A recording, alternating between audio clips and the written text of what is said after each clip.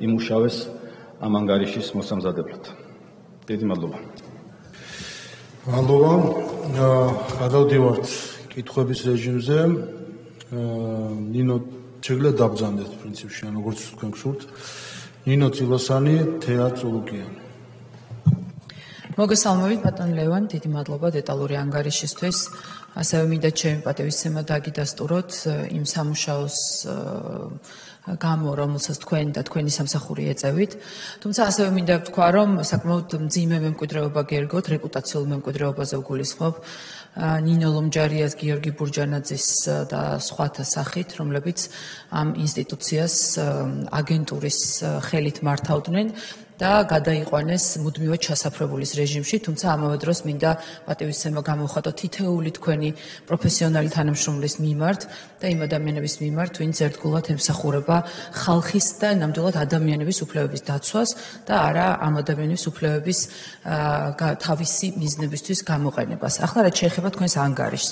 კითხვა სრულებით სხვა მქონდა, მაგრამ მომესმა თუ ნამდვილად იმაზე იყო საუბარი, რომ ამ აქციების დროს პოლიციელების მხრიდან რაღაც მიუღებელი მოქმედება ხორციელდებოდა ჟურნალისტების მიმართ, იმიტომ რომ მეუცნაურა ნამდვილად კვირების მანძილზე პოლიციელები იცავდნენ ამ ქვეყანას, ამ ქვეყნის სტაბილურობას და თითოეული მოქალაქის უსაფრთხოებას და სიმშვიდეს და მშვიდობიან ცხოვრებას.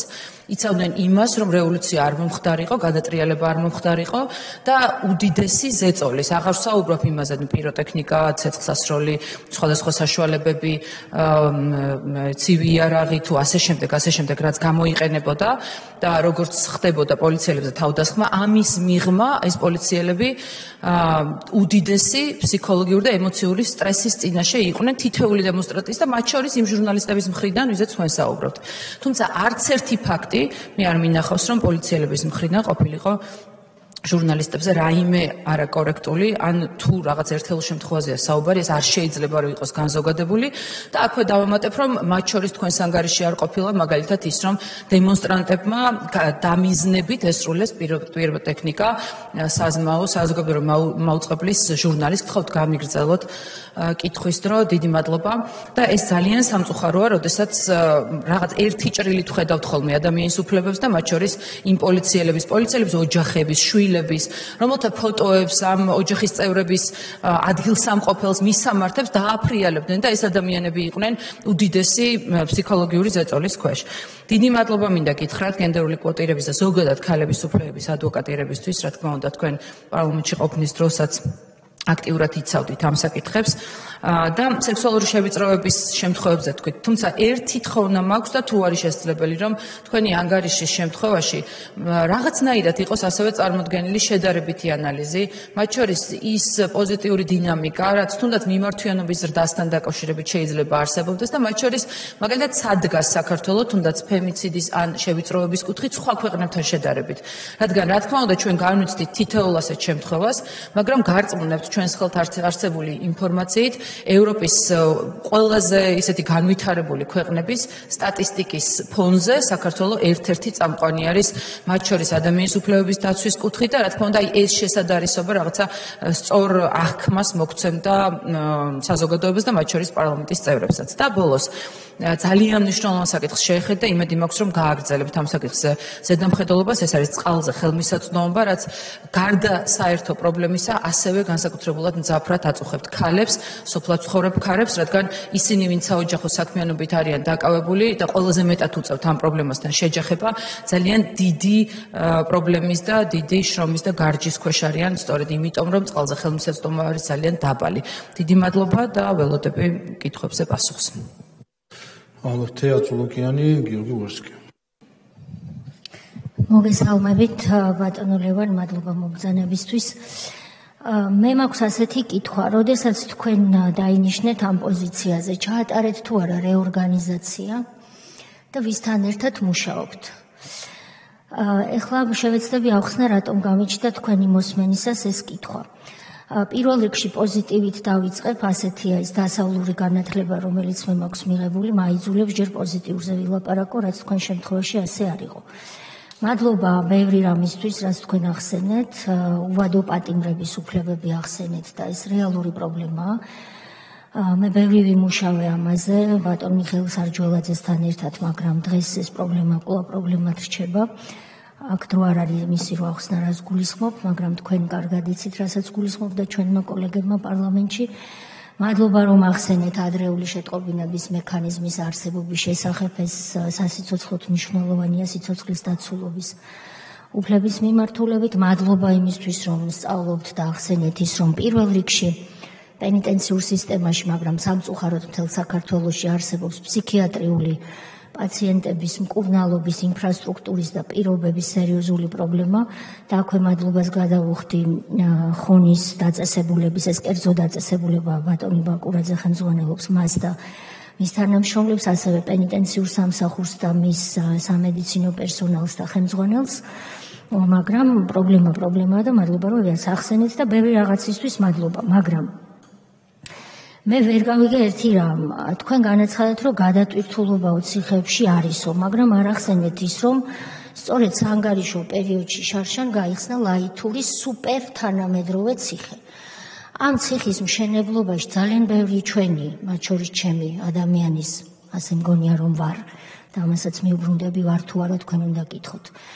ნერვები, ჯანმრთელობა და დრო ჩაიდო, ამაში ჩაიდო ძალიან დიდი სახელმწიფო რესურსი და ეს არის ქართული ოცნების პოლიტიკური გუნდის ძალიან ხმამაღალი განაცხადი, ასეთი ციხე, როგორც ლაითურის ციხეა, სადაც სხვადასხვა კატეგორიის პატიმრები ერთ ციხეში არიან მოთავსებული ისე, რომ მათი უფლებები სრულად არის დაცული და მათ ერთმანეთთან შეხება არ აქვთ.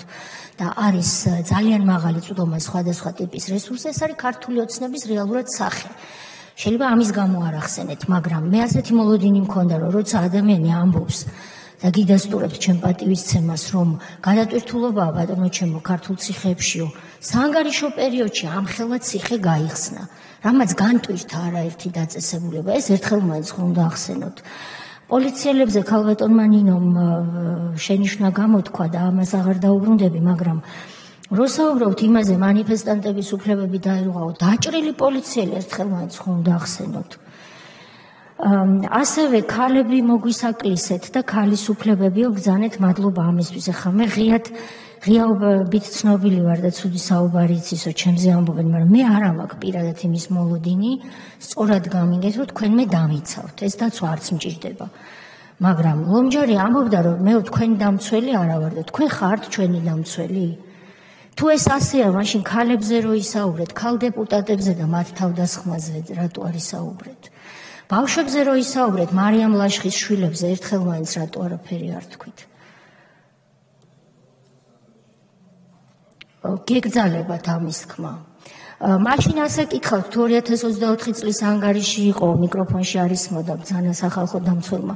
გიორგი კალანდარიშვილის შვილებზე როდისმე მოიკითხეთ, როგორ იყვნენ მამამის რო მელანიშიას ხმავნებელმა სახეში და ბავშვები ამას პირდაპირ ეთერში უყურებდნენ და დაბრმავდა თუ არ დაბრმავდა სამსახურში მყოფი მამამისი არ იცოდა ბავშვმა. ეს რაღაც დაბალანსებული უნდა იყოს, რომ ჩვენ თქვენ დაგიჯეროთ, თორე მე კიდევ ერთხელ ამბობ, არასდროს რაც არ უნდა გამიჭირდეს, არ გავბედავრო, თქვენ შეგაწუხოთ, იმიტომ რომ ვიცი, რომ ბევრი სხვა საქმე გაქვთ უკეთესი და უფრო მნიშვნელოვანი. ეხლა კითხვა რატო დავსვი? სწორედ ამიტომ დავსვი, რომ თქვენ მე დარწმუნებული ვარ, იმიტომ რომ მეტნაკლებად გიცნობთ და ღირსებით სავსე ადამიანი გახართ, პროფესიონალიზმი არ გაკლიათ. ალბათ ეს ტაფის ბრალია. რომ შერჩევითად გაწვდიან თემებს. რეორგანიზაცია ჩაატარეთ თუ არა და თუ არა რატომ? ხომ არ მუშაობთ ისევ თქვენ ქალბატონი მაგნებერი ლომჯარიას კადრებთან ერთად და ხო არ გვამყოფებთ მათი მეძზე, რომ თურმე ჩვენი უფლებები იქნება დაცული და ასკინკილა ბურჯანაძის კადრებთან ხო არ მუშაობთ ისევ შემთხვევით, რომლებსაც ეჩვენებათ, რომ დეესკალაციის ოთახებში თურმე დღევანდელ ქართულ ციხეებში არა ადამიანური მოპყრობაა. ეს არის ძალიან უპასუხისმგებლო განაცხადი. და ეხლა რაღაცა შეიძლება მისაყვედურო და ის რომ ადამიანის უფლებები არ ვიცი და ბალანსი სად იწყება და სად თავდება, ალბათ ამას ვერ მისაყვედურებთ. ასევე მაინტერესებს ისევ იმ კადრებთან ერთად ხო არ მუშაობთ, ჩემი სასჯელ ახსრულების მინისტრი როცა ვიყავი, იუსტიციის მინისტრი. ზოგიერთი ლომჯარიას თანამშრომელი, თქვენი აპარატის, ამჟამინდელი აპარატის შეიძლება არ მუშაობენ, მაგრამ მაინტერესებს პასუხი. სპეციალიზდებოდნენ პრაგონში, ეგრეთ წოდებულ პრაგონში. შედიოდნენ ერთ ციხეში, იღებდნენ ვითომ უფლებებს ამოწმებენ, მონიტორინგზე შედიოდნენ, გამოქონდათ ამბავი, დანაბარები, მიდიოდნენ სხვა ციხეში, სხვა საკანში შედიოდნენ, ვისთანაც დააბარეს გზავნილი და ამ ფორმით, რასაც ქვია ბოდიშსვიხტი გამოთქმისთვის პრაგონის ფორმით მონაწილეობდნენ ქურდული სამყაროს და კრიმინალური სამყაროს საქმიანობაში. ეხლა მე მაინტერესებს ისევ ამ ადამიანებთან ერთად მუშაობთ?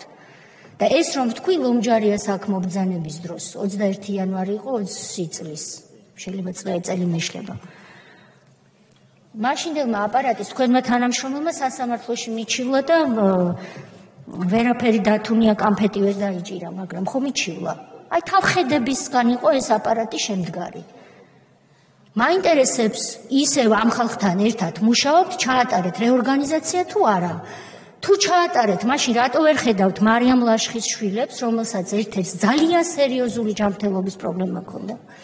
რატო ვერ დაინახეთ, რომ ლაითურის ციხე აშენდა? რატო ვერ გხედავთ ჩვენ? ან გითხარით, რომ არა ხართ ჩვენი ომბუდსმენი?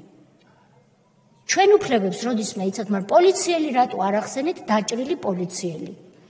რატომ? ასევე რატო არ ახსენეთ ის, რომ ქვეყანას ჰქონდა სერიოზული დესტაბილიზაციის საფრთხე. ეხლა არ მითხრათ ეს ადამიანის უფლებები არ არისო. ადამიანის პირველი უფლება უსაფრთხოების უფლება. ქვეყანა იყო 4-ჯერ თუ 5-ჯერ დესტაბილიზაციის საფრთხის წინაშე. გამოთქვით თქვენ ამაზე რაიმე ტრიბუნიდან მე ვერ გავიგე. ხო, მე დროს გადავაცილე, მაგრამ თქვენი დრო დავიკავე, თქვენ 3 წუთი დაგრჩათ და არ გამოიყენეთ და იმ 400 გვერდიდან ცოტა მეტი მოგეყოლათ და ის 3 წუთი გამოგეყენებინათ. მადლობა. გია ვოლსკი, არჩილ გორდულაძე. დიდი მადლობა, მე ამ იგივე საკითხს გავაგრძელებ, ცოტა სხვა რაკურსით აღარ გავიმეორებ იგივე თემებს. საერთოდ სახალხო დამცველის ფიგურა საუკეთესო შემთხვევაში არის ის ადამიანი, ვისაც ნებისმიერი პოლიტიკური პარტიის წარმომადგენელი ჩაუთვლის ნებისმიერ განცხადებას სამართლიანად.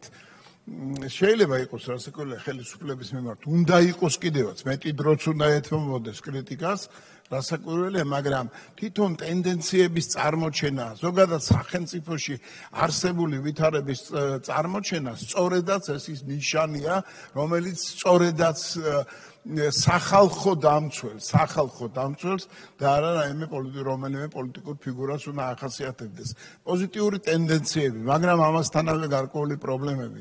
თუ არ არის ჩვენ ვილაპარაკეთ, რომ ბავშვებს სოციალურ ოჯახებში 200 ლარი ეძლევათ, თუმცა ეს 200-იც არ ყოფილა ნახსენები. მე ბევრი ოჯახი ვიცი, რომელიც აი ამ ბავშვების შემოსავლის ხარჯზე ცხოვრობენ, მამები და რაღაც დაბალი კვალიფიკაციის სამსახურში არ მიდიან და რაღაც იქ მეუღლეც მუშაობს. ეს ტენდენციები თვითონ სახელმწიფოს რაც ახასიათებს, ჩვენ საზოგადოებას რაც ახასიათებს, რასაკვირველია ჩვენ მოველით, რომ სახალხო დამცველის ანგარიში იქნება წინააღმდეგ შემთხვევაში, მე რაც არ უნდა ობიექტური განცხადებებით გამოვიდე, მაინც ქართული ოცნების წარმომადგენელი ვარ. აქედან გამომდინარე, თქვენი განცხადება ნებისმიერი საკითხის შეფასება უნდა იყოს ისეთი, რომ ვერ მოუძებნოს ვერავინ რაიმე ობიექტური საფუძვლიანი კრიტიკა. დახასიათების დროს აი ამ მე ვფიქრობ რომ სცენარი იყო მე ვფიქრობ რომ ზაკრული კონსპირაციული გეგმა იყო იმისათვის რათა პოლიცია და მომიტინგეები ერთმანეთს დაპირისპირებოდნენ ფიზიკურად იმიტომ რომ ჩვენ ვიხილეთ საგარეო უწყებებიდან გაკეთებული განცხადებები უცხოელებზე ვამბობ საგარეო საქმეთა მინისტრები იყვნენ ჩამოსულები პირდაპირ მოუწოდებდნენ მეიდანის ფორმა მეიდანის სცენარის გამეორებისაკენ ეს ყველაფერი მოხდა თქვენ ეს არანაირად არ დაგაკნინებთ მაგალითად რომ არავინ არ ეთქვის რომ ქართულ ოცნებას უჭერთ მხარს თუ კი რეალურ სიტუაციაში აფასებთ, შენიშვნას მისცემთ ხელისუფლებას, როგორ უნდა ემოქმედა. იმ დროს გადაჭარბება ძალის პოლიციის მხრიდან არის ფსიქოლოგიური მომენტი, რომელიც ასევე უნდა შეაფასოთ, ალბათ ფსიქოლოგებიც უნდა დაიხმაროთ ამ შემთხვევაში გერმანიის, საფრანგეთის, სხვა დემოკრატიების, ამერიკის შეერთებული შტატების მაგალითებით შეგიძლია მოიყვანოთ შეფასება მისცეთ, რომ სახელმწიფომ ვისაც ეხება ოპოზიცია იქნება უმრავლესობა თუ საერთოდ პოლიტიკაში არ მყოფი ადამიანების მთელი უშველებელი არმია, თქვენ მათთვის უნდა იყოთ ის ავტორიტეტი, რომელიც ჩვენ გვინდა რომ იყოთ და სწორი არჩევანი გავაკეთეთ, როდესაც მხარი დაგიჭირეთ. იმიტომ რომ ყველა ნიშანი გაქვთ საამისოდ და რასაკვირველია, როცა მოვისაკლისებთ რაღაცა ინფორმაციას. მე ვწუხარ იმ პოლიციელებზე, განა იმიტომ რომ სამართლიანად მიმაჩნია გარკვეული საკითხი, როგორც პოლიტიკურ ერთ-ერთ წარმომადგენელს პოლიტიკურ ჯგუფის, არამედ ისინიც ახალგაზრდები არიან. ახალგაზრდა თაობაა, თავგანწირული თაობაა თავის ქვეყნისთვის და რასაკვირველია, მათაც სჭირდებათ იმის თქმა, რომ იცით რა, თქვენ გეხართ იმ პოზიციაზე სახელმწიფოს დაცვის, სახელმწიფო ინტერესების დაცვის, მაგრამ ამავე დროს სტაბილურობას იცავთ, თქვენ ყველასთვის სახართ და აი რაღაც შემთხვევებში თქვენ გადააჭარბეთ იმას, იმ უფლებებს, რაც ჰქონდათ და შემდეგ შენიშვნები. შენიშვნები რამდენიც გნებავთ, მაგრამ ტენდენციების დახასიათების გარეშე ეს არ გამოვა. რაც შეეხება, ეს შეკითხვა ჩათვალეთ, ეს არ არის რიტორიკული გამოსვლა, რიტორიკული შეკითხვა, ჩვენ ესეთი სახალხო დამცველი გვჭირდება ჩვენ ქვეყანას და ამისთვის ყველა მონაცემი გაგაჩნიათ, თუ რასაკვირველია გარკვეული შეზღუდვები არ გაქვთ ის, რაზედაც ქალბატონმა თეამ ელაპარაკა. არის მეორე საკითხი, შეკითხვა მინდა დავსვა, თქვენგან გავიგონე განცხადება და გავიგონე გააფთრებული შეტევა თქვენზე, მას მერე რაც თქვით, რომ წარმოუდგენელია, რომ 100,000-ობით ადამიანმა თავის პირადობის მოწმება ჩააბაროს მეორე 100,000-ობით ადამიანს და არც ერთი და არც მეორე მხრიდან არ იყოს სახალხო დამცველთან რაიმე მიმართვა, ან სახალხო დამცველთან შეიძლება მიმართვა თავდადაკიდევაც სპექტაკლი გავითამაშოთ, ასეთიც არაერთი ვნახოთ, საფუძვლიანი რაიმე მიმართვა ამასთან დაკავშირებით. ეს ჩვენ კი არ გვჭირდება ქართულ ოცნებას. ეს სახელმწიფოს ჭირდება, სტაბილურობის განცდა ჭირდება სახელმწიფოს და ამის ყველა ბერკეტი გაგაჩნიათ, რომელსაც არ იყენებთ. არ ვიცი, ეს ტრიბუნა მიგაჩნიათ არასაკმარისად მაგისთვის, თუ რა საკითხებია, იქნებ მართლაც ის არის. რაზედაც წინა გამოსვლებმა თქვეს. აქედან გამომდინარე, გთხოვთ გასცეთ პასუხი კონკრეტულ შეკითხვას. არის თუ არა რაიმე ნიშანი, რომ ელექტრონული სისტემა თავისი შინაარსით ან იმ არჩევნების პროცესში რაღაცა ტექნიკური გაუმართავობით განაპირობებდეს უსამართლო არჩევნებს. ან იქნებ მართლაც მოხდა და მოიტაცეს ეს პირადობის მოწმობები, ან იქნებ მართლაც ყავს ისეთი ფენომენალური წარმომადგენლები 100,000-ობით ამ შემთხვევაში, რომელსაც შეუძლია ერთი წამიერად მოკრას თვალი ბიულეტენის მეორე კუთხიდან სად არის მელანი გამოსული და მიხვდეს რომელ პარტიას დაუჭირა ამა თუ იმ ადამიანმა მხარი და ამის შემდეგ დაირღვა მისი უფლებები და სახალხო დამცველის ყურადღების არეალში მოხდა. ეს არის შეკითხვა. პირველი ნაწილიც რასაკვირველია, იგივე თემაა, რაზედაც ჩემმა კოლეგებმა ისაუბრეს. დიდი მადლობა. მადლობთ არჩილ გორდულაძე, ირმა ზავრადაშვილი. მადლობა თემთმეტყველო. ბატონ ლევან მოგესალმებით კიდევ ერთხელ. მადლობა მობრძანებისთვის. კოლეგები შეეხდნენ არაერთ საკითხს და აღარ გავიმეორებ. მიუხედავად იმისა, რომ აღნიშნულ საკითხთან დაკავშირებით კითხვები რა თქმა უნდა არსებობს. პირველ რიგში თქვენ ბრძანეთ უბრალოდ ის საკითხი, რომელსაც ვერ გავიქცევით. თქვენ ბრძანეთ, რომ არაპროპორციულად შეეზღუდათ შეკრებილ მანიფესტაციებში მონაწილე პირებს თავიანთი უფლებები. მაშინ მიუხედავად იმისა, თან ეს ასეთი სიტყვები ბრძანეთ, რომ მიუხედავად იმისა, რომ ფორმალურად სპეციალური ღონისძიების გამოყენების საშუალება და აუცილებლობა არსებობდა. როგორც წარმოგიდგენიათ, ან რა ვიცი, რომელი მაგალითი გახსენდებათ, ბატონ ლევან, ყოველ შემთხვევაში თქვენ წარმოადგენთ ეს ანგარიში, მაგრამ ვინც მოამზადა, უშუალოდ ვინც იმუშავა. ამ ანგარიშის თაობაზე იმ კონკრეტულ ადამიანს გულისხმობ, რომ როგორ წარმოუდგენია, რომ მაგალითად ძალადობრივი აქციის მიმდინარეობისა, სადაც არა წუთების განმავლობაში, არამედ საათების განმავლობაში პოლიციელები დგანან გამძლევლად, ამავდროულად ძალადობრივი აქციის მონაწილეებს, მათ ორგანიზატორებს მოუწოდებენ, რომ შეწყვიტონ ძალადობა. მიუხედავად იმისა, არ იშლებიან, არ ძალადობა არ წყდება, მათ მიმართ, რა თქმა უნდა, კანონიერად ხდება გამოყენება სპეციალური ღონისძიებების, მაგრამ როგორ უნდა მოხდეს ამ შემთხვევაში გამორჩევა, რომ კონკრეტული ადამიანი დარჩეს და გააგრძელოს თავისი პროტესტის ბრწყალებში გამოხატვა და კონკრეტული ადამიანი, რომელიც ძალადობაში მონაწილეა, არა.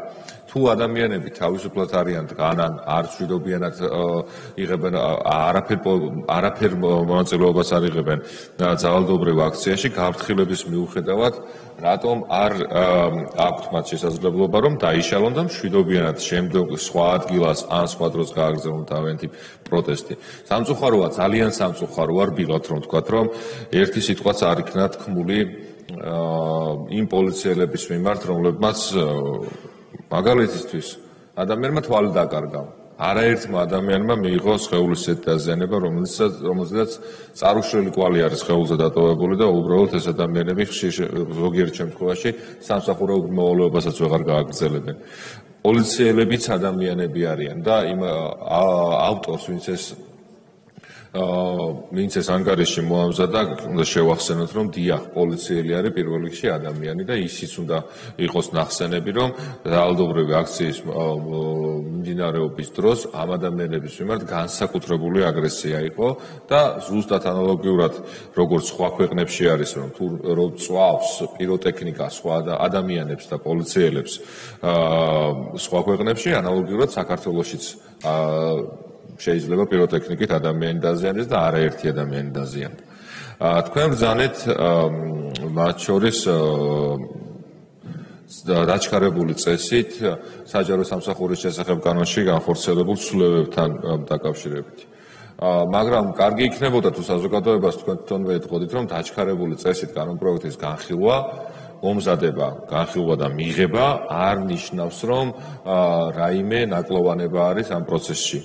ამავდროულად თქვენ ბრძანეთ, რომ დარგის სპეციალისტები არ იყვნენ ჩართული, როგორც მახსოვს, პირადად შემიძლია გითხრათ, რომ თქვენი აპარატი წარმომადგენლები იყვნენ მათ კომიტეტის ხდომაზე, მათ თავისუფლად შეეძლო თავიანთი პოზიცია დაეფიქსირებინათ და არგუმენტაცია, რაზეც პასუხებიც შესაბამისად იქნა გაცემული. ამავდროულად სად არის აქ ადამიანის უფლებების დარღვევა, მეტი რომ გესაუბროთ, უკეთესი იქნებოდა. წინააღმდეგ შემთხვევაში საზოგადოებას ეხლა რჩება აღქმა, რომ ქართული ოცნების მიერ ინიციირებული კანონპროექტი და საქართველოს პარლამენტის მიერ მიღებული კანონი არღვევს ადამიანის უფლებებს, რაც რბილად რომ ვთქვათ, ასე ნამდვილად არ არის. სხვა შეფასებისგან თავს შევიკავებდი. ამავდროულად კარგი იქნებოდა, რომ ასევე ხაზი გაგესვათ, რომ ადამიანის უფლებების შემლახველი არის თუ არა, უბრალოდ კითხვის სახით დაგესვათ ამას, რომ ადამიანის უფლებებს ლახავს თუ არა სხვა ქვეყნის ოფიციალური პირის, საგარეო საქმეთა მინისტრის, წარმომადგენლობითი ორგანოს წევრის დასწრება შეკრებებისა და მანიფესტაციის მიმდინარეობისას, ჩართულობა პოლიტიკაში, პირდაპირ გამოსვლა აქციის სცენაზე, ხსენება სიტყვებისა მაიდანი და მაიდანის გახსენება ზუსტად ანალოგიურ კონტექსტში.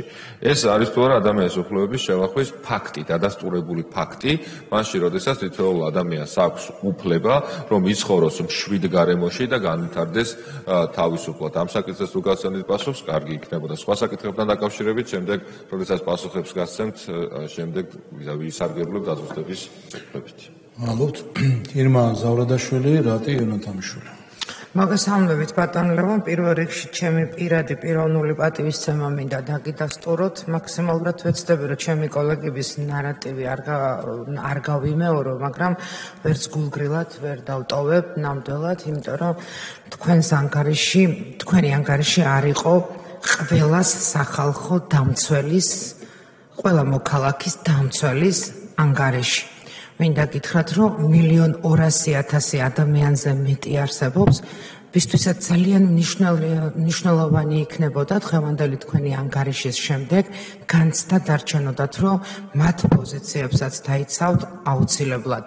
ეს ძალიან მნიშვნელოვანია, იმიტომ რომ ის შეურაცხყოფები და ასე შემდეგ უპატივცემულობები, რაც ამ ხნის განმავლობაში ჩემი კოლეგების და საერთოდ სახელმწიფო სისტემაში მომუშავე ადამიანების მიმართ ხორციელდება, ნამდვილად არ არის აუღნიშნავი არ უნდა დარჩეს და ძალიან მნიშვნელოვანი იქნებოდა, რომ ეს როგორც მინიმუმ ფაქტი მაინც დაგესახელებინათ. ეხლა რაც შეეხება და როგორც პოლიციელის და პოლიციის ავტორიტეტია ძალიან მნიშვნელოვანი, ასევე ძალიან მნიშვნელოვანია თქვენი სტრუქტურის ავტორიტეტიც ამ ქვეყანაში, როგორც ყველა ქვეყანაში და მინდა კიდევ ერთხელ ხაზი გაუსვა, რომ 1,200,000 ადამიანისთვის ეს განცდა დღევანდელი ანგარიშის შემდეგ არ დარჩათ. მეორე, რაც მნიშვნელოვანია ჩემთვის, თქვენს მიერ მოწოდებულ ანგარიშში მოყვანილი იყო ფაქტები და არც ერთი ფაქტი დროში და სივრცეში როგორი იყო ამ პრობლემამ რა გზა გაიარა და საით მიდის და რა ტენდენცია არსებობს, ამის დანახვა ვერ შევძელი და თუ შეიძლება რომ ამის შესახებ უფრო ღრმა ანალიზი მოგვაწოდეთ ხოლმე, როგორც მინიმუმ საიდან წამოვიდა პრობლემა და რა გზას გადის. და კიდევ ერთი საკითხი, რა თქმა უნდა, თუ მოვასწრებთ თუ არა და დამემატეთ, გთხოვთ მოხუცებულთა თავშესაფრების და მოხუცებულთა მზრუნველობის შესახებ საკითხი იყო ძალიან მნიშვნელოვანი ჩემთვის. ამ ნაწილშიც სტატისტიკა, დროში როგორ იყო პრობლემა, ეხლა სად ვართ და საით მივდივართ, ეს არ არის თქვენს ანგარიში ვერ მოვისმინე და კიდევ ერთი თუ თქვენ აი ამ სხვადასხვა მოხუცებულთა თავშესაფარებში შესვლის შემდეგ რეაგირების რაფორმები გაქვთ და თუ მიადევნებთ თვალყურს თქვენ მიერ მიწოდებული რომელიმე სტრუქტურაზე მიწოდებული პრობლემა რა გზას გადის და არის თუ არა სათანადო რეაგირება როგორც სახელმწიფო მზრუნველობაში მყოფი თავშესაფარების ნაწილში ისე კერძო თავშესაფრების ნაწილში უფრო მეტი სიცხადე რა შემოვიდეს. მადლობა. რატი იონათამიშვილი გიორგი მიქანაძე. მოგესალმებით ბატონო ლევან, მეც კიდევ სწორად ჩემს პატივისცემას, მაგრამ რამდენიმე კითხვა მექნება ალბათ 2 წუთის რეგლამენტში ვერ ჩავეტევი. პირველი მინდა გითხრათ, თქვენ ანგარიში ბრძანეთ, რომ შეზღუდული შესაძლებლობის მქონე პირთა მიმართ 2024 წელს უფლებრივი მდგომარეობა და არ გაუმჯობესებულა. მეკითხეთ, რომ 2024 წელს გაიზარდა სერვისების დაფინანსება, სერვისების ხელმისაწვდომობა, ბენეფიციარების რაოდენობა, ტრანსპორტის ხელმისაწვდომობა, სოციალური პაკეტის ინდექსაცია მუშაობს და ასევე კიდევ რაც უცნაურად მომეჩვენა. 2024 წელი იყო ზაფხულის პარალიმპიური თამაშების წელი, რომელიც ქართველი პარაათლეტებისთვის იყო სარეკორდო როგორც მონაწილეობის, ასევე შედეგების თვალსაზრისით. და საზოგადოებრივი მაუწყებლის მიერ პარიზის პარალიმპიური თამაშების პირდაპირმა ტრანსლაციამ და ჩვენმა გმირმა პარაათლეტებმა იქა შედეგები საჩვენეს, ამ ყველაფერმა მენტალური რევოლუცია მოახდინა საზოგადოების ნოდიერებაში შეზღუდული შესაძლებლობისა და შეზღუდული შესაძლებლობის მქონე ადამიანების მიმართ. და ცოტა არაადეკვატურად მიმაჩნია იმის აღნიშვნა ანგარიში თან ყოველგვარი არგუმენტების გარეშე, რომ წინსვლა არ ყოფილა. რა თქმა უნდა, ჩვენ მეტი წინსვლა გვინდა და ყველა ამის გამართ ორიენტირებული, მაგრამ როგორც ამ ფაქტის თქმა, აღქმის ფაქტად გასაღება სახალხო დამცველის ანგარიშებში დაუშვებლად მიმაჩნია და ის რომ არანაირი წინსვლა არ ყოფილა 2024 წელს, როდესაც ესეთი შედეგები გვაქვს, თუნდაც ერთი მიმართულებით. აღარაფერს ვამბობ, თქვა სხვა საკითხებზე, რა თქმა უნდა, არაადეკვატურია ეს ყველაფერი და აქაც რჩება ის დაბეჭდილება, რომ ეს არა ამ თემის გულშემატკივრობით დაწერილი თავი არის და შეფასება განსაკუთრებით, არამედ რაღაც სხვა მოტივები და ამოცანები არის. არჩევნებთან დაკავშირებით ეს კომიტეტზეც კითხეთ, თქვენი პოზიცია მოვისმინეთ, როდესაც აღნიშნეთ, რომ გაყალბების დამადასტურებელი მტკიცებულებები თქვენთვის არ წარმოუდგენიათ. მეორე მხრივ მეათე თავში ასაც ვკითხულობთ, რომელიც საპარლამენტო არჩევნებს ეხება სრულად ამის საპირისპირო სულისკვეთება იხატება, მათ შორის ის ბმულები, რაც აქ მოყვანილი არის მხოლოდ ოპოზიციური პარტიული მედია საშუალებების. ერთ შემთხვევაშია იმედის და ისიც ნიკამელიას ეხება სხვათა შორის. დანარჩენი არის ოპოზიციური პარტიული ტელევიზიების ის ბმულები, რაც არის სტანდარტული ანგარიში. და ესეც ტოვებს იმ შთაბეჭდილებას, რომ სახალხო დამცველის ანგარიში არის პირადად თქვენი ანგარიში, სახალხო დამცველის ანგარიში და ეს მნიშვნელოვანია, რომ სწორედ ეს აღიქმებოდეს და არავის არ უნდა რჩებოდეს იმის განცდა, რომ ამ შემთხვევაში რაღაც სხვასთან შეიძლება გქონდეს საქმე. კვოტირებასთან დაკავშირებით თქვენ გაქვთ გაკრიტიკებული საპარლამენტო არჩევნებთან დაკავშირებით და მე მაინც საზოგადოებას მინდა უთხრა ეს რაღაცა, რომ 2024 წლის არჩევნები ჩატარდა კვოტირების მექანიზმის გარეშე, მაშინ როდესაც 2020 წლის არჩევნები ჩატარდა კვოტირების მექანიზმის პრინციპით. ქალთა არჩევითობა საქართველოს პარლამენტში 2024 წლის არჩევნებში იყო უფრო მეტი, ვიდრე 2020 წლის არჩევნებში. მაშინ რითი ახსნით იმას, რომ კვოტირების გარეშე ჩატარება საპარლამენტო არჩევნებისა შედეგად მოგვცა ის, რომ უფრო მეტი ქალი იქნა არჩეული საქართველოს პარლამენტში, ვიდრე 2020 წელს, როდესაც კვოტირების მექანიზმი იყო. თავის დროზე ეს ხომ არ იყო იმის მიზეზი, რომ ანუ 2020 წელსაც სწორი გადაწყვეტილება იყო ეს და 2024 წელსაც. ამისი აღნიშვნა მინდა და დინამიკა ამას გვიჩვენებს. აუცილებლად მინდა დაგისვათ ეს კითხვა, იმიტომ რომ ვფიქრობ, რომ ნებისმიერი შესაძლებლობა, რომელიც გვექნება და ჩემი პოზიციაც ეს არის, რომ არ აქვს მნიშვნელობა, თქვა კონკრეტულად 2000 რომელი წლის ანგარიში განვიხილავთ, თუნდა გამოვიყენოთ შესაძლებლობად, რომ ტაფიოდ გავაცხადოთ ის პოზიციები, რომელსაც პრევენციის ეფექტიც ექნება და ამისი ძალიან კარგი მაგალითი გვაქვს ამერიკის შეერთებული შტატების მაგალითზე, როდესაც იცით თქვენ, რომ საჯარო სივრცეში მოხდა თავდასხმა ამერიკის ვიცე-პრეზიდენტზე, რომელიც თავის 3 წლის შვილთან ერთად იმყოფებოდა, სეირნობდა ერთ-ერთ ბაღში. და ეს ინციდენტი მაშინ სხვათა შორის ძალიან გააკრიტიკეს, მათ შორის იმ ადამიანებმა, კონგრესმენებმა, სენატორებმა, რომლებიც ვიცე-პრეზიდენტის საწინააღმდეგო, ესე ვთქვათ, პარტიის წარმომადგენლები არიან. და ამის შემდეგ მსგავსი ამორალური თავდასხმა არავის აღარ უკადრია იქ, იმიტომ რომ იმ განცხადებებსაც დემოკრატ სენატორებს ჰქონდათ, თუმცა ჰქონდა შემაკავებელი ეფექტი. ამიტომ ის თავდასხმა, ამორალური თავდასხმა, ესე ვიტყოდი, რომელიც განხორციელდა მარიამ ლაშხის და მისი შვილების მიმართ, ასევე გვახსოვს ჩვენ, როდესაც თეატროლოგიანთან მივიდნენ სახლთან, სადაც ასევე რასულწლოვანი ბავშვი იმყოფებოდა და სხვა მაგალითები, ვფიქრობ, რომ აუცილებელი ვალდებულება არის, რომ ჩვენ მისი ხმამაღალი შეფასება მოვახდინოთ და ამის შეფასებასაც პასუხის ნაწილში გთხოვდით თქვენ. კიდევ ერთი კითხვა რაც მინდა დავსვობოდეს სურვილს გამოვთქვავ ამით და ვფიქრობ, რომ მანამდე ერთ კითხვას დაგისვათ აუცილებლად. თქვენ გააკრიტიკეთ ერთ-ერთი კანონი, რომელიც საჯარო სამართლის იურიდიული პირების დაკავშირებულ საკითხებს ეხებოდა და ერთ-ერთ კრიტიკულ ნაწილად თქვით ის, რომ დაჩქარებული წესით მოხდა მისი განხილვა საქართველოს პარლამენტში. ჩვენ ვიყავით კოლეგები და ძალიან ნაყოფიერი ვფიქრობ გამოცდილება გვაქვს თანამშრომლობის საქართველოს პარლამენტში, მათ შორის თქვენთან როგორც საქართველოს პარლამენტის წევრთან, ჩემთვის ძალიან საინტერესო იყო მუშაობდით ერთ კომიტეტში, თქვენ წარმოადგენთ ოპოზიციას და ვფიქრობ, რომ საკმაოდ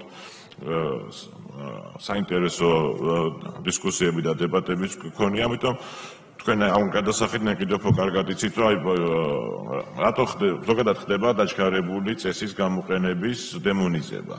რასაც რა თქმა უნდა თავისი მიზნები გააჩნია, როდესაც ამა თუ იმ კანონის ირგვლივ შინაარსობრივი კრიტიკა არ არსებობს, მე ქმის გაჩენის რომ თითქოს აი რაღაც დაჩქარებულად მოხდა და აი ამ საკითხთან დაკავშირებით ხდება ხოლმე ამა თუ იმ კანონის კრიტიკა. ამიტომ თუ ეს კრიტიკა გვესმის მხოლოდ და სხვა არაფერი საზოგადოებას მიერ, ეს ნიშნავს, რომ ამ შემთხვევაში საკრიტიკო არგუმენტები თურმე არ არსებობს. უბრალოდ ის თქმა მინდა ის, რომ თუ თქვენ ფიქრობთ, რომ დაჩქარებული წესი ანტიკონსტიტუციურია, არასამართლიან, მაშინ შეგიძლიათ მიმართოთ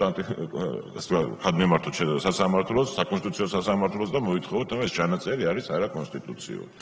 რა თქმა უნდა, ამას პერსპექტივა არ ექნება, თქვენს ახალი კვალიფიკაციის იურისტი ბრძანდებით და დარწმუნებული ვარ, ამიტომ ვფიქრობ, რომ საკითხის გაკრიტიკების დროს ამ არგუმენტის გამოყენებას რელევანტურობა არ გააჩნია. უბრალოდ სურვილის გამოხატვით ჩვენმა კოლეგებმაც ახსენეს, ალბათ რა თქმა უნდა დარწმუნებული ვარ და ესეც არის, რომ ჩვენ ყოველთვის ყველა იმ ადამიანის გვერდზე უნდა ვიყოთ, ვინც გონია, რომ დაიჩაგრა ან რაღაც თქვა გარკვეული საკითხი მოხდა, დაზიანდა სხვადასხვა სიტუაციაში თუ გარემოებაში და ამაში გეთახმებით საერთოდ არ აქვს არანაირი მნიშვნელობა არც სოციალურ სტატუსს, არც პროფესიას, არაფერს, ამ შემთხვევაში მხოლოდ ადამიანის ჯანმრთელობას და ადამიანის სიცოცხლეს აქვს ფასი და სხვა არაფერს.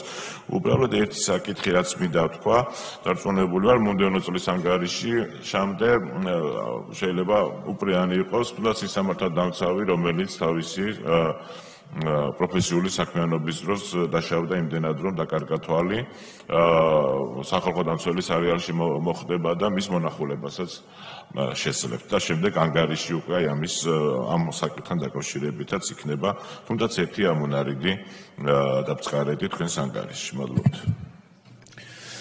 ალბათ გიმიქანაძე, ზაზა ლომინაძე. მოგესალმებით ბატონ ლევან. პირველ რიგში მეც მაქვს სურვილი რომ ჩემი პირადი პატივისცემა დაგიდასტუროთ. მე პროფილურად მექნება შეკითხვები, უფრო სწორედ დაზუსტებები, რომელიც განათლების საკითხებს, განათლების უფლებას ეხება. თქვენს მიერ წარმოდგენილ ანგარიში პირველ რიგში მითითებული არის ინფრასტრუქტურულ საკითხებზე, რომელიც სკოლამდელი ასაკისა და სკოლების რეაბილიტაცია მშენებლობას ეხება. ანგარიში აღნიშნული გაქვთ, რომ 2024-25 წელს სკოლამდელ საავადმყოფო დაწესებულებათა რაოდენობა მხოლოდ 5 ერთეული შეემატა. შეიძლება რაოდენობრივად ეს ესეა, მაგრამ მნიშვნელოვანი ამავდროულად ვიცოდეთ, რამდენი ათეული სკოლამდელი დაწესებულება იყო, რომლის სრული რეაბილიტაცია განხორციელდა, რამდენი იყო იმ დაწესებულებების რაოდენობა, რომელშიც მიმდინარეობს ახლაც როგორც სამშენებლო პროცესი, ასევე სარეაბილიტაციო სამუშაოები, იმიტომ რომ იმ მართლაც ძალიან ამბიციური, მაგრამ რეალური ციფრების ფონზე, როდესაც რამდენიმე წლის განმავლობაში 330 ახალი საბავშვო ბაღი უნდა აშენდეს და 555 ბაღის რეაბილიტაცია მოხდეს, ეს ციფრი, რაც ანგარიში არის მოყვანილი, დამერწმუნეთ, რომ არაადეკვატურად ჟღერს, თუმცა კიდევ ერთხელ ვადასტურებ, რომ რაოდენობა შეიძლება ამდენით გაიზარდა, მაგრამ საერთო ჯამში ძალიან დიდი პროცესი მიმდინარეობს პარალელურად მთელი ქვეყნის მასშტაბით და სრული სურათის აღქმადობის მიზნით მნიშვნელოვანი იქნებოდა, რომ ეს გათვალისწინებული ყოფილიყო. ამასთანავე ძალიან მნიშვნელოვანი არის თქვენი მოყვანილი სტატისტიკა, რომელიც ეხება 2024 წელს თუ რამდენ მოსწავლეს შეუჩერდა ან შეუწყდა მოსწავლის სტატუსი.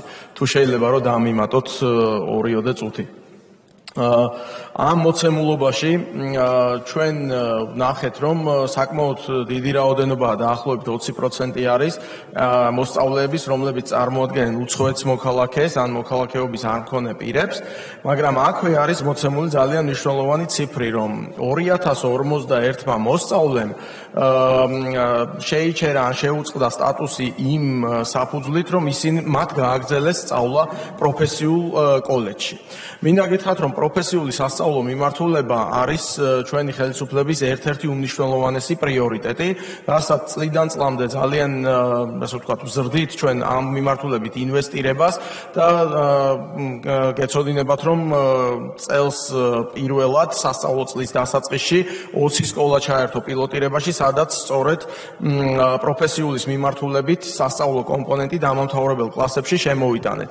შემდეგი წლიდან ეს რაოდენობა მნიშვნელოვნად გაიზრდება, ინტერესი საკმაოდ დიდია და დღესდღეობით პროფესიულ სასწავლებლებში მოსწავლეთა რაოდენობაც მნიშვნელოვნად გაზრდილია და დასაქმების პროცენტული მაჩვენებელიც დაახლოებით კურს დამთავრებულთა 75-80%-ია. ამ ფონზე ის ციფრი, რომელიც შესულია საერთო ჯამში, შეიძლება მანიპულაციის საგანი გახდეს. მაშინ, როდესაც ეს პოზიტიური კომპონენტია და ჩვენი მიზანი არ არის, რომ მაინდა-მაინც ყველას ჰქონდეს უმაღლესი განათლება და პროფესიული განათლება დღეს საკმაოდ დაფასებადია, მით უმეტეს იმ ეკონომიკური წინსვლისა და პროგრესის და იმ პროექტების საფუძველზე, რომელიც საქართველოში არის მიმდინარე. შესაბამისად, ამ ციფრის, ამ კონტექსტში შეტანა, რა თქმა უნდა, მისი შემადგენელი ნაწილია, მაგრამ ერთი წაკითხვით ეს ჩანს, რომ თითქოს ნეგატიური კომპონენტია. მაშინ, როდესაც პროფესიულში სწავლების გაგრძელება, ჩემი პირადი აზრით, როგორც კომიტეტის თავმჯდომარის, არის ძალიან მნიშვნელოვანი კომპონენტი იმ საერთო პოლიტიკის და იმ საერთო მიმართულების კონტექსტში, სადაც პროფესიული სწავლების განვითარებას ჩვენ ხელს უწყობთ. ამიტომ ამ ციფრის ცოტა სხვა რაკურსით წარმოჩენა ალბათ უფრო მნიშვნელოვანი იქნებოდა. და ბოლო შეკითხვა ეხება დროებით ოკუპირებულ ტერიტორიას ტერიტორიებზე ქართული ენის ხელმისაწვდომობას და ზოგადად განათლების უფლების შეზღუდვას ეთნიკური ქართველებისთვის. თქვენ სულ ახლა ხანს მასპინძლობდით საქართველოში ევროპის საბჭოს ადამიანის უფლებათა კომისარს, რომელმაც მოიცალა იმისთვის, რომ აქ ჩამობძანებულიყო და რიგი კანონ პროექტებთან დაკავშირებით თავისი კრიტიკა გამოეთქვა, მაშინ როდესაც ეს კანონ პროექტები და უпростоრად ეს კანონები არის ჩვენი ქვეყნის სუვერენული უფლება და ჩვენი მოსახლეობის უდიდესი ნაწილის მიერ არის მხარდაჭერილი და დრომ უკვე აი ამ მოკლედ რომაც აჩვენა მათი მნიშვნელობა და მათი არსებითი ხასიათი ჩვენი ქვეყნის შემდგომი გაძლიერებისთვის, მე მაინტერესებს იყო თუ არა ამ ადამიანთან საუბარი იმ პრობლემებზე, რომელიც დროებით ოკუპირებულ ტერიტორიებზე დგას ჩვენ ეთნიკურ თანამოძმეებთან მიმართებაში, როდესაც აღარც ერთი ქართული სკოლა აღარ ფუნქციონირებს აფხაზეთის დროებით ოკუპირებულ ტერიტორიაზე, ქართულ ენაზე სწავლის უფლებას ფაქტიურად არ აძლევენ, ხოლო თქვენივე ანგარიშიდანაც იკვეთება, რომ ცხინვალის დე-ფაქტო ტერიტორიაზე მხოლოდ დამამთავრებელ კლასებში არის ქართულ ენაზე სწავლის კომპონენტი შემოღებული და რა გეგმები აქვს, იქნებ თქვენ გითხრათ ადამიანის უფლებათა კომისარს ევროპის საბჭოსი იმ კუთხით, რომ საქართველოს ევროპის საბჭოს სრულფასოვანი წევრია და მისი დროებით ოკუპირებული ტერიტორიებიც მისი ზედამხედველობის სფეროში შედის და ამ კუთხით მას თუ უნდა რომ უფრო ეფექტიანი იყოს და რეალური დახმარება გაუწიოს კონკრეტული მიმართულებით, მისი ერთ-ერთი უნიშნელოვანესი ჩართულობა იქნებოდა სწორედ ამ დროებით ოკუპირებულ ტერიტორიებზე არსებულ სიტუაციაზე რეაგირება სწორედ იმ კუთხით, რაზეც მე კითხვა დავსვი. მადლობა. ზაზა ლომინაძე, ილია ინჯია. დიდი მადლობა ბატონო თავმჯდომარე, მოგესალმებით. პირველ რიგში გიდასტურებთ ჩემს დიდ პატივისცემას და მინდა ჩემს კოლეგებთან ერთად კიდევ მადლობა მოგიხადოთ იმ ფაქტებზე, რაზეც გაამახვილეთ ყურადღება, მაგრამ არ შეიძლება რომ რამოდენიმე ფაქტს არ შევეხო და დამჭირდება თქვენი სიტყვის ციტირება აქ. თქვენ ბრძანებთ, რომ 2024 წელს შრომის უფლებების დაცვაზე განსაკუთრებით ნეგატიური ზეგავლენა მოახდინა საჯარო სამსახურის შესახებ კანონში 2024 წლის 13 დეკემბერს შეტანილმა ცვლილებებმა.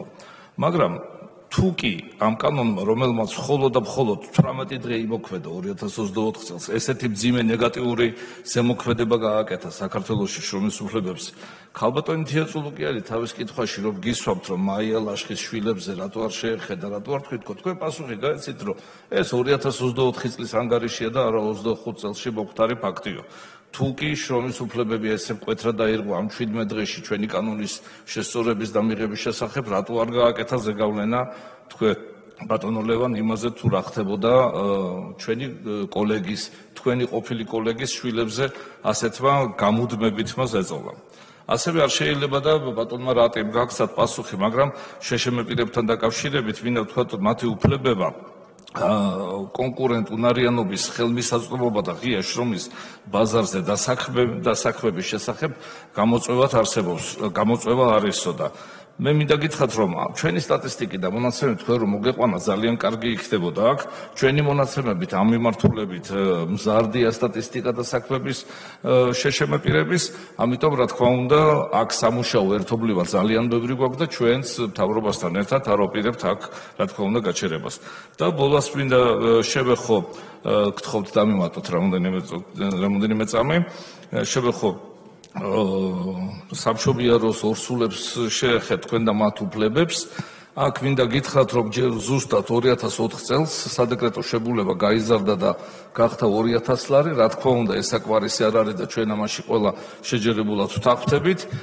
მინდა რომ თქვენს გითხრათ, როგორია აქ სტატისტიკური მონაცემები, თქვენ რომ ბრძანებთ, რომ მათი სამსახურში დაბრუნება და სამუშაო შენარჩუნება რაღაც პრობლემებს ხედავთ. და ბოლოს თავარი კარგი იქნება თუ თქვენ გვეტყვით, რამდენმა დამსაქმებელმა წააგო დასაქმებულთან სამართლებრივი სასამართლო პროცესი. თუ კი აქ გამოწვევებს ხედავთ, თქვენ რომ მათი სამუშაო აღდგენაზე ვერ ხდება სათანადოდ. ჩვენი სტატისტიკით ამ სასამართლოში სრულიად ობიექტურად ხდება განხილვა და რეალურად დაბრუნება ამ თანამშრომლების. კიდევ ერთხელ დიდი მადლობა და წარმატებები ბატონო ლევან. მადლობა ილია ინჯია, ნიკოლოზ სამხარაძე. მოგესალმებით ბატონო ლევან, დიდი მადლობა მოხსენებისთვის დარწმუნებული ვარ, ძალიან რთული წელი გვხვდათ წილად 2024 წელი, დატვირთული იყო ძალიან ბევრი გამოწვევებით და თქვენ ნამდვილად არ დაგიშურიათ ალბათ ენერგია, რომ მაქსიმალურად ყველას შეხებოდით. მაგრამ მე იმაშიც გეთანხმებით, რომ ჩვენს ქვეყანაში ალბათ ფსიქოლოგების ნაკლებობა არის. ნებისმიერ სფეროში ეს იქნება ინსტიტუტები, სკოლები თუ საბავშვო ბაღები და ასე შემდეგ. მადლობა თქვენი სამუშაოსთვის ესეთი. რამდენიმე კითხვა მაქვს, ბევრი კითხვა მქონდა, მაგრამ კოლეგებმა ყველა ეს კითხვები დასვეს და არ მინდა რომ გამეორდე. მაგრამ რამდენიმეს მაინც გაუსმევ ხაზს. ჩვენ შევეხეთ პოლიტიკოსების ოჯახების წევრების ბულინგს და ასე შემდეგ, მაგრამ აუცილებლად ხაზგასასმელია საჯარო მოსამსახურეების მათი ოჯახის წევრების მიმართ განხორციელებულ ბულინგს და შეურაცხყოფასთან დაკავშირებით თუ არის ესეთი თქვენს ანგარიში თუ მოხდა მსგავსი ფაქტები და მათი შეფასება. კიდევ ერთი კითხვა მაქვს, თქვენ ახსენეთ, რომ შეხვდით გალის რაიონის მოსახლეობას, რომლებმაც ხაზი გაუსვეს იმ გამოწვევებს, რომლებიც მათ ძალიან აწუხებთ. ამისგან პარალელურად ჩვენ ძალიან ბევრი პროექტით და პროგრამით ვეხმარებით გალის რაიონის მოსახლეობას და საინტერესოა თუ ქონდათ მათ გამოხმაურება, მათ ამ მიმართულებით თუ იყვნენ ისინი რამენერად კმაყოფილები ან უკმაყოფილოები მიმდინარე იმ პროგრამების მიმართ, რომელიცაც ვახორციელებთ. და ერთი მნიშვნელოვანი საკითხი მინდა კითხოთ კიდე, როდესაც მანიფესტანტებთან ჰქონდათ გამოკითხვა, როგორ შეაფასებდით თქვენ, ეხლა ჩვენ პარალელურად თვალს ვადევნებთ ამერიკაშიც, ევროპაშიც მიმდინარე აქციებს და მათ შეფასებებს ამ აქციების მიმდინარეობისას და ასევე სამართალდამცავების მოქმედებებს ამ აქციების მიმართ და იმ ადამიანების მიმართ, რომლებიც შეფასდა ძალადობრივ აქციებად. თქვენი შეფასება როგორი იქნება იმ აქციასთან მიმართებაში, რომელიც თქვენ ანგარიში მოხდა, თქვენ ხაზი გაუსვით, რომ დაზიანდნენ ადამიანები, მაგრამ ჩვენ ყველას ალბათ გაგვიჩნდა უკმაყოფილება, რომ მარტო ცალი მხარე მოვისმინეთ, ერთი მხარე და მეორე მხარის გამოკითხვა თუ გქონდათ, ესეც საინტერესოა, რაზეც კოლეგებმა დასვეს კითხვები. ეს არის ის ძირითადი, რაზეც მინდოდა მეკითხა და დამეზუსტებინა თქვენი ანგარიშთან დაკავშირებით. დიდი მადლობა. ალბათ ნიკოლოზ სამხარაძე და ამით კითხვები ამოეწრო. მადლობა, მოგესალმებით ბატონო ლევან და მადლობა ანგარიშის წარმოდგენისთვის. მე ორი კითხვა მაქვს. ორი მნიშვნელოვანი რამ მოხდა 2024 წელს საქართველოში. ერთი ეს იყო არჩევნები, საპარლამენტო არჩევნები და მეორე ეს იყო გამჭვირვალობის კანონი. საპარლამენტო არჩევნებთან დაკავშირებით ჩვენი ოპოზიციის მხრიდან იყო გაჟღერებული ასეთი ბრალდება, რომ არჩევნები გაყალბდა და სწორედ ამიტომ ისინი აცხადებენ ბოიკოტს და უარი თქვეს მანდატებზე. თქვენ საჯაროთაც განაცხადეთ, მე მგონი ერთხელ ეთერში, რომ მსგავსი მტკიცებულება თქვენ არ გინახავთ. მე მაინტერესებს მოგმართათ თუ არა რომელიმე ოპოზიციურმა პარტიამ თქვენ ან თქვენ ოფისს და მოიტანა თუ არა რაიმე სახის მტკიცებულება თქვენთან, რომ არჩევნები იყო გაყალბებული. ბატონმა გიამაც დასვა ეს კითხვა, უბრალოდ ბატონ გიას ზოგადი შეფასებაც ჰქონდა და მე მინდა კონკრეტული კითხვა დაგისვათ. მოგიტანათ თუ არა ვინმემ რაიმე მტკიცებულება გაყალბების საუბარი იყო 400.000 ხმაზე, საუბარი იყო პირადობის მოწმობებზე და კარუსელებზე და ასე შემდეგ. თქვენთან თუ შემოვიდა ასეთი განცხადება. და მეორე კითხვა ეხება გამჭვირვალობის კანონს. გამჭვირვალობის კანონს გახსოვთ ალბათ შარშან თელი შიდა და გარე, ასე ვთქვათ, ძალების მიერ ეწოდა რუსული კანონი. ჭყალებში, რა თქმა უნდა. მე დარწმუნებული ვარ, რომ თქვენ იცნობთ იმ კანონს, რომელიც მოქმედებს რუსეთის ფედერაციაში და თუ შეგიძლიათ დაადასტუროთ, რომ ქართული გამჭვირვალობის კანონი და რუსეთის ფედერაციაში მოქმედი კანონი არის მსგავსი. ან უარყოთ ეს ამბავი და თქვათ, რომ ქართული კანონი საერთოდ განსხვავდება იმ კანონისგან, რომელიც მოქმედებს რუსეთის ფედერაციაში. ასევე გექნებათ შესწავლილი ის კანონები, რომლებიც ჩვენს მერე მიიღო მაგალითად საფრანგეთმა, მიიღო მაგალითად კანადამ და სხვა მსგავსი ტიპის კანონები, რომლებსაც შეიძლება იგივე სახელი არ ერქვეს, მაგრამ მოქმედებს უკლებლივ თითქმის ყველა განვითარებულ დასავლურ სახელმწიფოში. და თუ შეგიძლიათ გითხრათ, რა არის ქართულ კანონში ისეთი, რამაც შეიძლება ასეთი აჟიოტაჟი და ისტერიკა გამოიწვიოს ჩვენს დასავლურ პარტნიორებში, რომელიც ის ნორმები, რომელიც მაგალითად არ მოქმედებს მათ ქვეყნებში და ასევე მინდა გითხოთ კიდევ ერთი რამ, ძალიან ხშირად ამბობენ, რომ ეს კანონი ზღუდავს შეკრების და манифестაციების უფლებას. მე არ ვარ იურისტი პროფესიით და თუ შეიძლება იქნებ გამაგებინოთ, როგორ შეიძლება ორგანიზაციის მიერ წლიური ანგარიშის წარმოდგენა იმაზე, თუ სად დახარჯა ფული და ვისგან მიიღო ფული, ზღუდავდეს ადამიანების შეკრებებისა და манифестაციების უფლებას. სხვათა შორის ჩვენი პარტნიორები ძალიან ხშირად სწორედ სახალხო დამცველის ინსტიტუტზე მიუთითებდნენ ხოლმე წინა წლებში, როდესაც ისინი საკუთარ განცხადებებს აკეთებდნენ, ამიტომ თქვენი მხრიდან ამ საკითხებზე პოზიციის დაფიქსირება და თქვენი მხრიდან ამ საკითხების შეფასება იქნება ძალიან მნიშვნელოვანი. დიდი მადლობა. მადლობთ სოზარ სუბარი. დიდი მადლობა, მოგესალმებით ბატონო ლევან. რამდენიმე საკითხზე მინდა უბრალოდ მოვისმინო პასუხი. პირველი, პენიტენციურ სისტემაზე როცა საუბრობდით, ეხლა რამდენიმე უკვე მეოთხე თვეა ვისმენთ რა საშინელება ხდებოდა ნაციონალური მოძრაობის დროს ციხეებში. ამ საგამოძიებო კომისიის დონეზე კიდევ ერთხელ გაცოცხლდა მთელი ის ტრაგედიები, რაც იქ ხდებოდა, მართლა არაადამიანური რეჟიმი. გასაგებია დღეს, რომ ის აღარ არის, გასაგებია, რომ ჯანდაცვა კარგად მდგომარეობაშია, კვება, მოპყრობა, პირობები მკვეთრი გაუმჯობესებაა, მაგრამ თქვენ თქვით ერთი ძალიან მაინც მძიმე ბრალდება, ეს იყო, რომ პენიტენციურში არის არაფორმალური მმართველობის ცალკეული შემთხვევები. ეს არის ბრალდება, რომელიც ისმოდა მაშინ, როდესაც მე ვიყავი სასჯელ ასრულების მინისტრი და წლების განმავლობაში გრძელდება, თუმცა ვერასდროს რამე კონკრეტული ფაქტი ვერ მოვისმინე. ეს არაფორმალური ბრძანა, ეს მმართველობას ორნაირად შეგვიძლია გავიგოთ, ხო?